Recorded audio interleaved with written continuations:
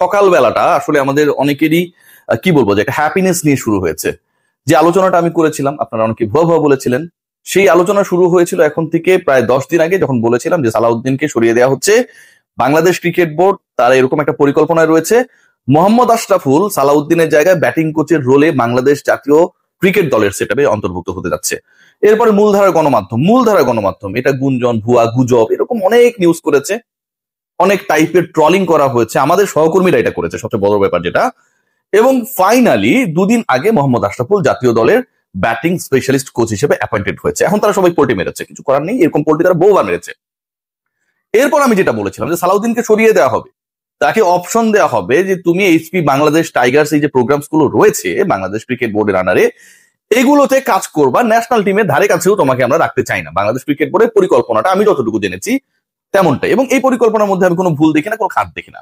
একজন কোচ জাতীয় দল নিয়ে ডিল করেন, একজন কোচ জাতীয় দল ব্যবস্থাপনার সাথে অটোক্রেটিক ওয়েতেই অনেকটা সবাই বলে তাই জড়িয়ে, সেই কোচের আন্ডারে বাংলাদেশ দলের ব্যাটাররা যেভাবে ব্যাটিং নিদারুণ ভাবে ভুলে গেছে, বাংলাদেশ যেভাবে তার সময়টাতেই, এটা কিন্তু পুরোপুরি পৃথিবী জুড়েই এটা থাকবে, মানে এটাকে আপনি অ্যাভয়েড করতে পারবেন না।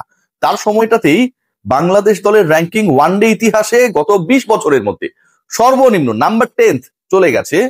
সেই কোচকে বাংলাদেশ ক্রিকেট বোর্ড ওই একই দলের সাথে ন্যাশনাল টিমের সাথে ক্যারি করবে, এটা একদমই অবান্তর চিন্তা ভাবনা। আমিনুল ইসলাম বুলবুল আর যাই হন, অন্তত প্ল্যানিং এর জায়গাটা তিনি বোঝেন, ক্রিকেট ডেভেলপমেন্টে দীর্ঘ সময় তিনি কাজ করেছেন। সো ফ্রম দ্যাট কানেকশন সালাউদ্দিনের জায়গাটা জাতীয় দলে থাকছে না।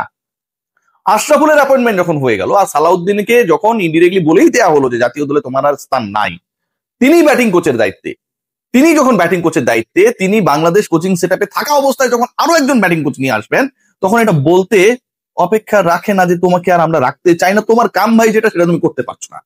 বাংলাদেশ ক্রিকেট বোর্ড সবশেষ বোর্ড সভায় আনুষ্ঠানিকভাবে মোহাম্মদ সালাউদ্দিনকে এটা বুঝিয়ে দিয়েছেন। এখন যেটা latest news, Mohammad Salahuddin is going to resign, এবং আয়ারল্যান্ড সিরিজ, আপনারা জানেন যে আয়ারল্যান্ড সিরিজ আসলে শুরু হবে আর মাত্র কদিন পর, 11 তারিখ থেকে সম্ভবত প্রথম টেস্ট শুরু হবে সিলেটে।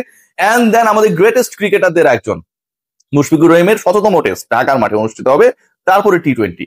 আয়ারল্যান্ড সিরিজের পরেই মোহাম্মদ সালাউদ্দিন মুক্ত বাংলাদেশ ক্রিকেট বোর্ডের বাংলাদেশ জাতীয় ক্রিকেট দলের ড্রেসিং রুম হতে যাচ্ছে। এই যে সালাউদ্দিনের কাছে কোরামবাজি, সালাউদ্দিনের জন্য সিন্ডিকেটের যে প্রশ্ন, যে বিতর্ক তৈরি হয়েছে সময়ে সময়ে, এবং সেটার মানে স্পষ্ট প্রমাণ আমরা পেয়েছি, এটা অন্তত এই আগলি, এই ডার্টি পিকচারটা বাংলাদেশ ক্রিকেট থেকে সালাউদ্দিনের যে চলে যাওয়া, এটার মাধ্যমে কিছুটা হলেও দূর হবে বলে মনে করা হয়। বিকেএসপির সিন্ডিকেট, প্রিয় ক্রিকেটারদের সিন্ডিকেট, কুমিল্লা ভিক্টোরিয়ান্সের সিন্ডিকেট, অন্য কোনো ফ্র্যাঞ্চাইজির ক্রিকেটার যারা বিভিন্ন সময়ে সালাউদ্দিন যেই দলের কোচ ছিলেন তার এগেনস্টে খেলেছিল, সরব ছিল, তাদের সাথে গ্যাঞ্জামের কারণে জাতীয় দলে ওদেরকে প্রপারলি সুযোগ দেওয়ার ক্ষেত্রে বাধা তৈরি করা, এই যে অভিযোগগুলো নানা সময় এসেছে, ইভেন বিদেশি কোচের সামনে যে আমার ন্যাশনালিটি না, যে আমার বাংলাদেশের নাগরিক না, আশরাফুলের নিয়োগ নিয়ে, আশরাফুল বাংলাদেশ ক্রিকেট দলের জাতীয় দলের কোচিং সেটআপে যুক্ত হতে পারেন, রিয়াসাত এই নিউজটা যখন প্রথম করলো, তার একদিন পরেই তিনি কোন একটা 5 স্টার হোটেলে বসে আড্ডায় মেতে উঠে এটা নিয়ে অট্ট হাসা হেসেছিলেন, ছোট করেছিলেন। এই ঘটনাও তিনি ঘটিয়েছেন। সো এই সালাউদ্দিনের জাতীয় দলে থাকার কোনো ধরনের নৈতিক অধিকার নেই, এবং ফাইনালি সেই অধিকারটা বাংলাদেশ ক্রিকেট বোর্ড হরণ করেছে। বাংলাদেশ ক্রিকেট বোর্ড ভদ্র জায়গা টেকনিক্যালি কিভাবে, মোহাম্মদ আশরাফুলকে ব্যাটিং কোচের দায়িত্ব দিয়েছে। আমি মিডিয়া কমিটির চেয়ারম্যান আমজাদ ভাইকে জিজ্ঞেস করেছিলাম এখন ব্যাটিং কোচের দায়িত্বে কে আশরাফুল আসা পর্যন্ত, তিনি এটা রিকনফার্ম হয়েছেন রাজাক ভাইয়ের কাছ থেকে যে কে, বলেছে সালাউদ্দিন। তো সালাউদ্দিন ব্যাটিং কোচ তিনি পাচ্ছেন না, তার পরিবর্তে আশরাফুলকে অ্যাপয়েন্ট করা হয়েছে। আশরাফুলের অ্যাপয়েন্টমেন্ট একদম আতে ঘা হিসেবে লেগেছে সালাউদ্দিনের, তিনি আর তর সইতে পারেন না যে ঠিক আছে আয়ারল্যান্ড সিরিজের পর আমি আর দায়িত্ব পালন করবো না। এই যে জাকের আলী অনেক থেকে শুরু করে সিন্ডিকেট বাজি, ক্যাপ্টেন তার দলের ক্রিকেটারদেরকে প্রকাশ্য মিডিয়াতে যেভাবে ছোট করে বক্তব্য দিয়েছেন, এর আগেও তিনি এই কর্মকাণ্ডগুলো করেছিলেন। গণমাধ্যম কর্মীদের সাথে তো ওয়ার্ল্ড কাপ চলাকালীন লেগেই গেল, লিটন কুমার দাসের, খালেদ মাহমুদ সুজন সেই সময়টা এসে ক্ষমা চেয়েছিলেন। তো এবার তিনি শামীম হোসেন পাটোয়ারিকে নিয়ে যে ধরনের নেগেটিভ অ্যাপ্রোচ, নেগেটিভ কথা বললেন প্রেজেন্টেশনের সময়, সালাউদ্দিনের ব্যাপারে প্রশ্ন করলে বলেন কোচকে গিয়ে খেলে দিবে, পুরো খেলাটি কি শামীম হোসেন পাটোয়ারি একলা খেলবে? 11 জন, আপনারা বাকি 10 জন কি করেন? সেই সময় চুপচাপ, কারণ কুমিল্লা ভিক্টোরিয়ান্সের ক্যাপ্টেন লিটন কুমার দাসকে সালাউদ্দিন বানিয়েছে ইমরুল কায়েসের মতো একজন ক্রিকেটারকে, সিজন ক্যাম্পেইনারকে, চ্যাম্পিয়ন দলের ক্রিকেটারকে সরিয়ে, এবং সেটাও একটা আগলি প্রসেসের মধ্য দিয়ে।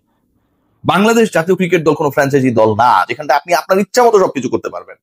বাংলাদেশ ক্রিকেট দলে সবাই ইমরুল কায়েস না যে আপনার এগুলোর প্রতিবাদ করবে না। ইন্টারনালি কিভাবে কি হয়, পুরো জাতীয় দলে 4-5টা গ্রুপ তৈরি হয়ে গেছে, সবকিছু আমরা জানি।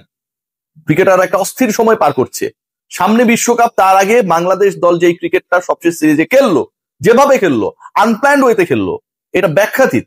বাংলাদেশ দল যেই নিদারুণ ব্যাটিং ব্যর্থতার কারণে 50 ওভারে খেলতে পারে না, 100-র নিচে অল আউট হয়ে যায়, এবং রেগুলার বেসিসে এই ঘটনাগুলো যখন ঘটে তখন তার র্যাঙ্কিং হয়ে যায় 10th।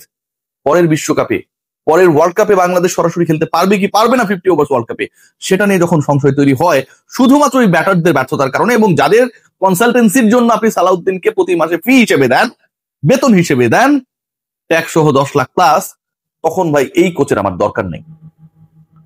বাংলাদেশ দল আমার কাছে মনে হয় যে সামনের সময়টায় একটা দারুণ এক্সপেরিয়েন্স পাবে। সেই এক্সপেরিয়েন্সটা কি জানেন? দেখুন, সৌম্য সরকারের জায়গা হয় না, গাজী আশরাফ হোসেন লিপু যে কি দল সিলেকশন করেন এটা তিনি যে কতটুকু বোঝেন আমি জানি না, কি কারণে কারে রাখেন সেই ব্যাখ্যা দেওয়ার জন্য মিডিয়ার সামনে আসেন না। আমরা ইগারলি ওয়েট করি, আমি ওয়েট করি যে উনাকে 10-12টা প্রশ্ন করা যায় কিনা, সিরিয়াসলি সেই প্রশ্নের উত্তরগুলো তিনি দিবেন।